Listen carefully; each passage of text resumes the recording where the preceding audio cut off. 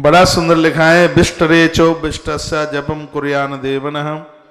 देवस्य विमुखी भूत्वा संयतेनात्मरात्मनः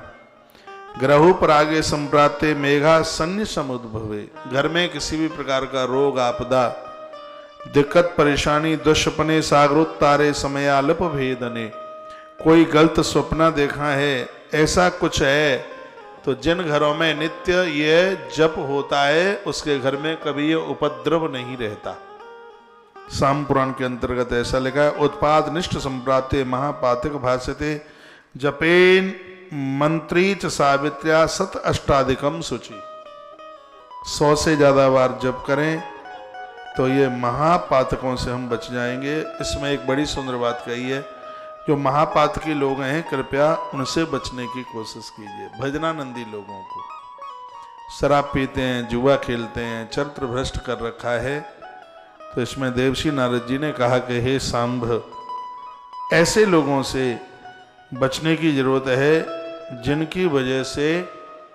यह लगता है कि हमारे भजन में हमारी साधना में कहीं कोई दिक्कत है। एक बड़ी और सुंदर बात कही है, वो बात यह है कि मान लिया जाए कि आप कहीं नियम से कोई जप कर रहे हैं या कोई नियम से आप कथा सुन रहे हैं, आपने ऐसा कोई नियम ले लिया है कि नहीं हमें ये पूरी कथा 7 दिन की या 9 दिन की या महीने की कथा सुननी है, और ऐसा संकल्प आपने ले लिया और बीच में कहीं कोई ऐसा कोई कारण बन गया कि तुम्हें उसमें जाना ही पड़ा और जाना जरूरी था, जाना पड़ा, तो इस ग्रंथ में लिखा है कि इस महा अपराध से बचने के लिए आप उस माला पर अपने गुरुमंत्र का 108 बार जप कर लेते हैं तो उसका वो दोष है, भगवत अपराध नहीं लगता। ये बात आज हम पहली बार पढ़ रहे हैं, पहली बार सुन रहे हैं। कोई भी व्रत छूट गया है या कोई कथा, कोई नियम मान लिया जाए, आप सुंदरकांड ही पढ़ते हैं,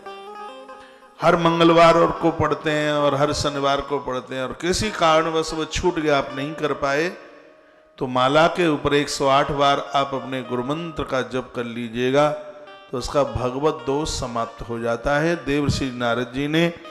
इस जप विधि में इतनी सुंदर बात कही। बात आ रही है समझ में?